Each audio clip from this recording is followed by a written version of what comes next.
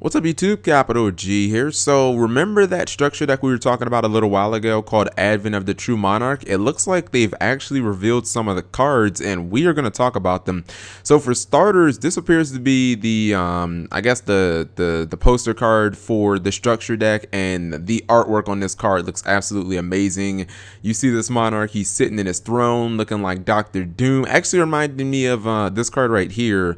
The what's it called, the DDD Ragnarok. Yeah, the artwork looks very reminiscent of it as he's kind of sitting in his throne over his kingdom. I like the artwork. As soon as I saw the card, it's level 8, it's a dark, 2800 attack, 1000 defense, which is that the same as the Mega Monarchs? I think that's right about the same as the Mega Monarchs. So this is Erebus the Netherworld Monarch. So I don't know if Monarchs have a lore. I don't think they do, but I wonder if Monarchs originally came from the Netherworld, and then, you know, like, this is where they were essentially created, or this is their home essentially. It's a dark zombie effect monster. It's crazy to see a monarch that's a zombie. Like, he doesn't even look dead. So I wonder if that's a typo. I wonder if it's a fiend or something like that. Like, it's a zombie, really? Dude, it being a zombie just is absurd. Like, could you imagine just like the Book of Life plays, and like how easy it would be to get this card back from the graveyard, as all zombies are. But anyways, let's go to the effect. You can tribute summon this card by tributing one tribute summon monster. That kind of sounds like the Mega Monarchs effects.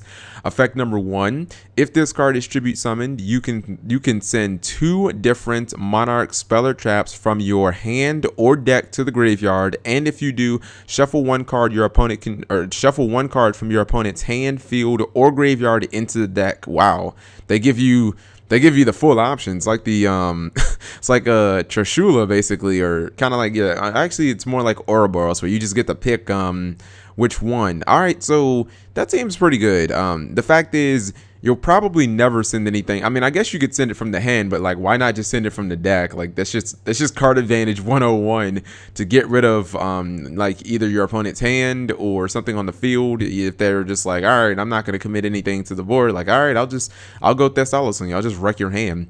Effect number 2: once per turn during either player's main phase, if this card is in your graveyard, you can discard one Monarch Speller Trap, then target one monster in your graveyard with 2400 attack, or 2400 or higher attack, and 1000 defense added to your hand. That stat line is pretty much all the original Monarchs. So essentially, this card has a way of kind of tutoring for like monarchs that were lost at some point in the duel earlier, so that you could just get them back. So it seems like this deck is going to revolve around a heavy lineup of monarch spells and traps, and making them kind of expendable, which is cool because cards like March of the Monarchs and like Tenacity of the Monarchs, if you draw like multiple copies, it really doesn't benefit you that much. So this card can essentially be a way of using those dead copies that are in your hand. Like, if you already have one March of the Monarchs on the field, like, you draw another one, and it's just like, oh well, what can I do with this? Do I wait for the one on the field to die or something like that? Like, with this card, you can be like, all right, I'll banish it from the graveyard, I'll pitch that March, I'll get my Caius back, and now I can keep playing Yu-Gi-Oh! I can keep making my plays. Next up, we have another one.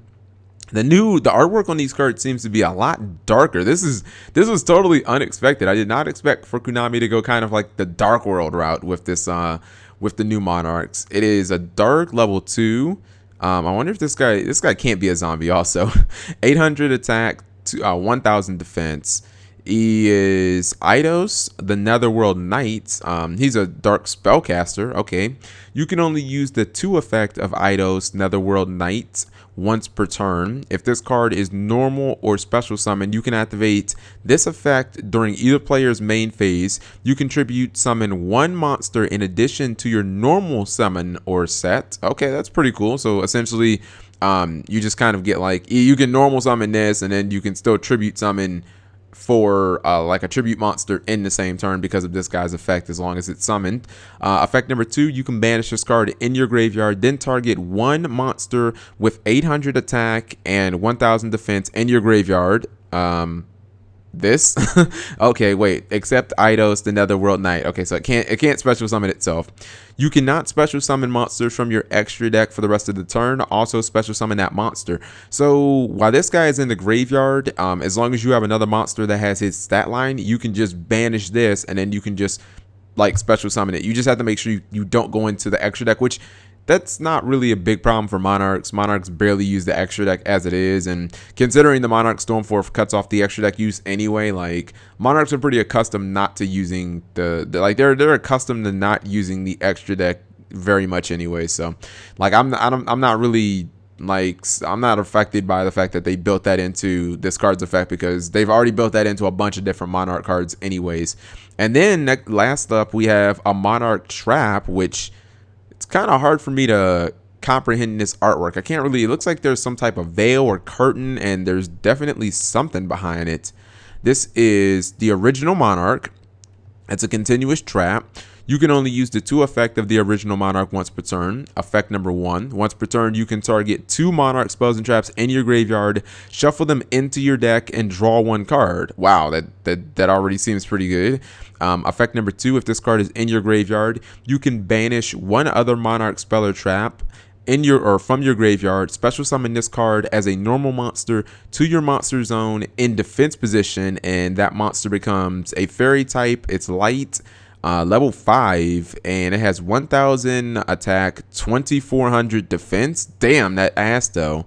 It is not treated as a trap card. Wow, that's really cool, because you can't like MST, you can't be like, it's a trap card, I'm gonna trap stun, and then you can't do anything or something like that. This is a really good card, and you know what? It combos perfectly with Erebus, because with Erebus, as soon as you summon Erebus, like you're always gonna use the effect, unless even if your opponent doesn't have a hand or a field. Like, wouldn't you try and attack their graveyard? Like, what are the chances that you summon this and your opponent has no hand, no field, or no graveyard? Like, I just don't see that really happening.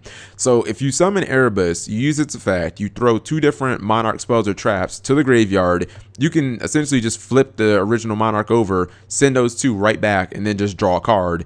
And then later in the duel, if this card happens to go to the graveyard and you have another, Monarch spell or trap that's in the graveyard, just banish it and just, I guess you can get like a token to tribute for, or you can just get a huge ass 2400 defense monster and just kind of sit there and stall out until you get what you need. So it's interesting to see this new take on the Monarchs, very much darker, and I guess that they're showing you some of the other cards that are going to be coming in this structure deck.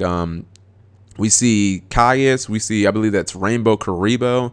So yeah, I hope that well, it's a structure deck, so I guess Konami can change as much as they want about it, but I definitely like I like where they're going with these new cards. I like the fact that they're actually giving us ways to make more use of the Monarch spells and traps, and kind of moving the deck away from just relying on just the tribute monsters alone. So let me know what you guys think. Thank you for watching as always.